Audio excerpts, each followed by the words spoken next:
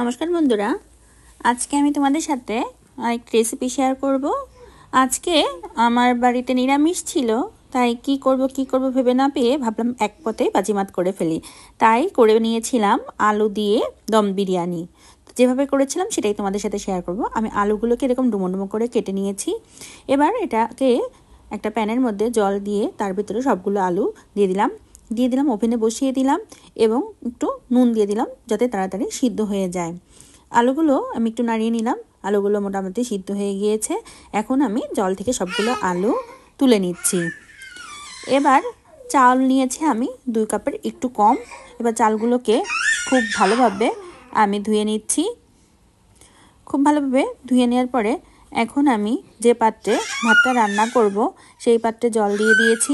দিলাম তেজপাতা, দারচিনি, এলাচ, লং আর গোলমরিচ আর সামান্য একটু লবণ, আর দিলাম সাদা তেল, সাথে দিয়েছিলাম লেবুর রস। জলটা যখন বেশ গরম হয়ে এসছে তখন এর ভিতরে আমি দিয়ে দিয়েছি ধুয়ে রাখা চাউল। আমি বাসমতি চাউলটা নিয়েছিলাম। এবার একটু কিছু সময় হতে দিয়েছি, মানে 10-15 মিনিট মতো হয়েছে। তারপরে ভাতটা হয়ে গিয়েছে, 80% মতো সিদ্ধ করে আমি নামিয়ে নিয়েছি। এবার জলটা ঝরিয়ে নিয়েছি। এবার যেটা করব, কড়াইতে তেল দিয়ে দিয়েছি। তেলটা যখন গরম হয়ে এসছে এর ভিতরে তেজপাতা, শুকনো লঙ্কা, দারচিনি, এলাচ, লং আমি ফোড়ন দিয়ে দিয়েছি। এরপরে আমি এর ভিতরে একে একে সবগুলো সিদ্ধ করা আলু দিয়ে দিয়েছি। দিয়ে তারপরে একটু নাড়িয়ে চাড়িয়ে নেব। এবার এর ভিতরে আমি দিয়ে দিয়েছি স্বাদ মতো লবণ, মানে আমার যতটুকু লবণ লাগবে সেই লবণটা আমি একবারে এই আলু ভাজার সময়ই দিয়ে দিয়েছি।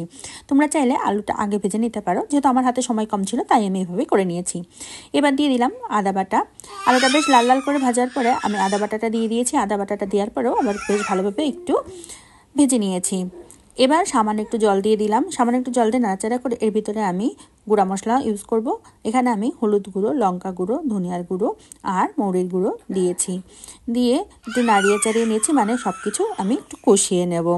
যখন কষানো হয়ে যাবে তখন এর ভিতর আমি 2 থেকে 3 চামচের মতো টক দই আমি একটু জল দিয়ে ফেটিয়ে নিয়েছিলাম, সেটাই দিয়ে দিলাম। দিয়ে এবার খুব ভালোভাবে সব কিছু আবারও কষাতে থাকবো। দিয়ে দিলাম একটু চিনি, যেহেতু নিরামিষ রান্না আরও টক দই দিয়েছি তার জন্য আমি একটু চিনি দিয়েছি। চিনি দিলে টেস্টটা একটু ভালো আসে এটার জন্য। এবার খুব ভালোভাবে নাড়াচাড়া করে নিচ্ছি, মানে কষিয়ে নিচ্ছি। বেশ খানিকটা সময় একটু কষিয়ে নেব। ভালোভাবে কষানো হয়ে গেলে পরে এর ভিতরে আমি বিরিয়ানি মশলাটা দিয়ে দেবো। বিরিয়ানি মশলা আমি এখানে 1 চামচের মতো দিয়েছিলাম। এবার খুব ভালোভাবে কষিয়ে নিচ্ছি। কষানো যখন হয়ে যাবে, তেলটা যখন ছেড়ে দেবে তখন এর ভিতরে সামান্য একটু জল দিয়ে দেবো আমি। জলটা দিয়ে আবার একটু নাড়িয়ে চাড়িয়ে নেব। এবার আলুগুলোকে একটু হতে দেব। দিয়ে দিলাম 2-3টা কাঁচা লঙ্কা। এবার কিছু সময় আমি হতে দিচ্ছি। যখন এরকমটা হয়ে আসবে এবং জলটাও বেশ টেনে যাবে, এই পর্যায়ে আমি চুলার আঁচটা একদম লো হিটে দিয়ে দেব এবং এর উপর দিয়ে যে ভাতটা আমি করে রেখেছিলাম 80% মতো সেটাই দিয়ে দেব। সবগুলো ভাত উপরে আমি এভাবে করে দিয়ে দেব। এরকম হাত দিয়ে ছড়িয়ে আলুগুলোর উপরে সম্পূর্ণটা আমি দিয়ে দেব।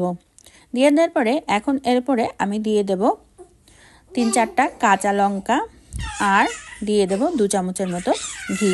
তোমরা চাইলে ফুড কালারও দিতে পারো। আমার কাছে ফুড কালার ছিল না, তাই আমি জাস্ট ঘি আর কাঁচা লঙ্কা দিয়ে দমে বসিয়ে দিয়েছি জাস্ট 10 থেকে 15 মিনিটের মতো। 10-15 মিনিট পরে আমি ঢাকনাটা খুলে নিলাম। আর দেখো কতটা ঝরঝরে হয়ে গিয়েছে। আমার রাইসটাও বেশ ভালো সিদ্ধ হয়ে গিয়েছে। এবার সব কিছু আমি একটু মিক্স করে নিচ্ছি। রান্নাটা কিন্তু আমার হয়ে গিয়েছে। দেখো একদম ঝরঝরে হয়ে গেছে এবং একটু জুসিও হয়েছে। তো এটাই আমাদের বাড়িতে অনেকেই পছন্দ করে খেতে, তাই আজকে এটাই বানিয়ে নিয়েছিলাম। এবার আমি পরিবেশন করে নেব। এটা কিন্তু চটজলদি হয়ে যায়, বেশি সময়ও লাগে না এবং এক পদে কিন্তু হয়ে যায় খাওয়া। তো এটাই ছিল তোমাদের সাথে আজকে শেয়ার করার আমার রেসিপি। আমার ভিডিওগুলো ভালো লাগলে অনুরোধ রইল আমার চ্যানেলটিকে সাবস্ক্রাইব করে আমার পাশে থাকার জন্য, আর ফেসবুক থেকে দেখলে আমার পেজটি ফলো করে রাখার অনুরোধ রইল। টাটা।